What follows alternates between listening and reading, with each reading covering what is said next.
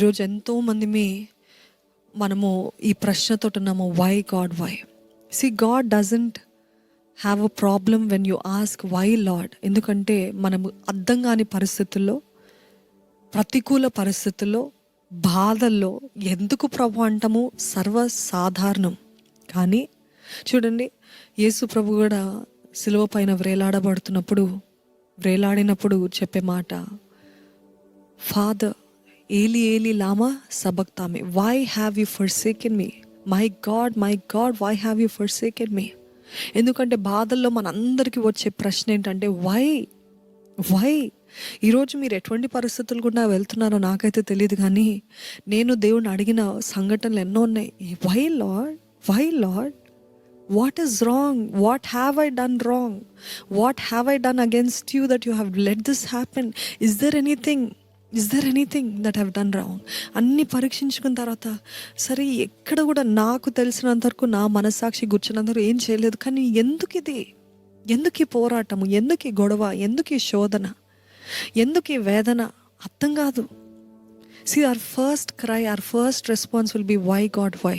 That is not wrong, but dwelling there and saying దేవుడు పట్టించుకోడు, దేవుడు పక్షపాతి, దేవుడు ఎప్పుడు ఆయనకి ఫేవరెట్స్ ఉన్నారు, ఆయన ఫేవరెట్స్ తోటి ఎటువంటి రీతి డీల్ చేయడము నాతోటే డీల్ చేస్తాడు. దేవుడికి నేనంటేనే కోపం, ఇది అంటూ యాంగర్ టు చేదుకు వచ్చేస్తాం. జాగ్రత్తగా ఉండండి. ఆ చేదుకు వెళ్ళేంతవరకు మీరు సమయం ఇవ్వకండి. దేవుడి పైన అలగచ్చు. యోనా అలిగాడు, కానీ దేవుడు అర్థం చేసుకున్నాడు. యోనా ఇంకా పరిపక్వతలో లేడని అర్థం చేసుకున్నాడు. కానీ ఆ అలక, ఆ కోపము చేదుగా మారకుండా చూసుకోండి. ఎందుకంటే ఎప్పుడు మారకుండా ఉంటుందంటే మీరు తెలుసుకోవాలి, నా దేవుడు ఏది చేసినా నా మంచికే, నా దేవుడు ఏది నా జీవితంలో అనుమతించినా అది నా మంచికే అని తెలుసుకున్నప్పుడు ఆ చేదు రాదు. ప్రైడ్ ఒక పక్కన గర్వం కూడా ఉంటుంది. ఎందుకంటే నేను అనుకున్నది, నేను ప్లాన్ చేసింది, నేను ఉద్దేశించింది జరగలేదు కాబట్టి అది ఒక గర్వము కూడా గాయపరచబడినప్పుడు దేవుడి పైన కోపం వస్తుందంట. ఈయన యోన కూడా ఎందుకు కోపడ్డాడంటే ఆయన అహము నొచ్చుకుంది కాబట్టి, ఆయన అహము గుచ్చుకుంది కాబట్టి. ఈరోజు ఎంతమందికి ఫెయిలియర్ లాగా అనిపిస్తుంది. యోనా felt like a failure, he felt like a failure. You called me all the way from that. ఆ తుఫానుల్లో నుండి, ఆ చేప కడుపులో నుండి తీసుకొని వచ్చి ఇంత నేను ప్రసంగించిన తర్వాత నువ్వు అనుకునేదే నువ్వు చేస్తున్నావు కదా ప్రభా అని ఆయన కోప్పడ్డాడు. He felt bad, he felt like a failure. How many of you feel like a failure? Many times I felt like a failure. What have I done? What is the use అని చాలాసార్లు ప్రతి క్రైస్తవుని జీవితంలో ఒకానొకసారి వచ్చే తలంపు ఏంటంటే feeling like a failure. ఏది తలపెట్టినా, ఏది చేసినా nothing is happening. Everything I see is a failure. If you're feeling like a failure today, God is saying, maybe one situation, 2 situation, 1 year, 2 years, you might look like a failure or you might have failed, but it's not going to be permanent. It's not going to last long. యోనా కూడా failure లాగా కనపడ్డది. ఆయన చేసిన ప్రసంగము, ఆయన పడిన ప్రయాసం అంత వ్యర్థంగా కనపడ్డది. కానీ అంతమంది రక్షించబడటానికి కారణమైంది. ఒకవేళ ఆయన అహము గుచ్చుకుందేమో కానీ, but see the result of it. So many souls saved, so many souls repented. He felt like I haven't done. ఒకవేళ నాశనం వచ్చుంటే, అవును నిజమైన ప్రవక్త అయినా, అవును ఈయన ఏమి ప్రవచిస్తాడో అది జరుగుతుందని ఆయనకి మెప్పులు వచ్చుండేవేమో పలు ప్రాంతాల నుండి, పలు దేశాల నుండి. అప్పుడు ఆయనకి he wanted that respect, he wanted that honor, he wanted everybody, అబ్బా జోన ఏం ప్రకటించినా నెరవేర్చబడుతుంది అనే ఆనర్ కోసం ఎదురు చూస్తాడేమో. కానీ అది జరగనప్పుడు ఆయన అహము నొచ్చుకుంది.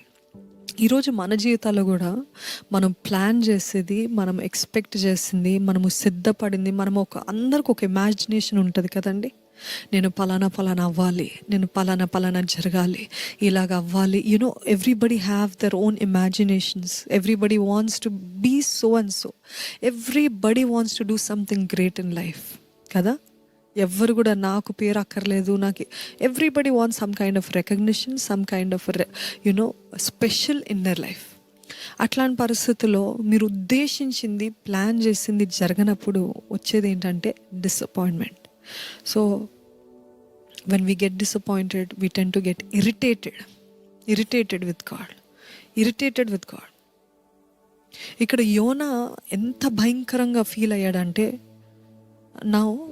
నేను చెప్పింది, నేను అనుకున్నది నెరవేర్చలేదు కదా ప్రభా, నేను ప్రవచించింది జరగలేదు కదా, నన్ను చంపే.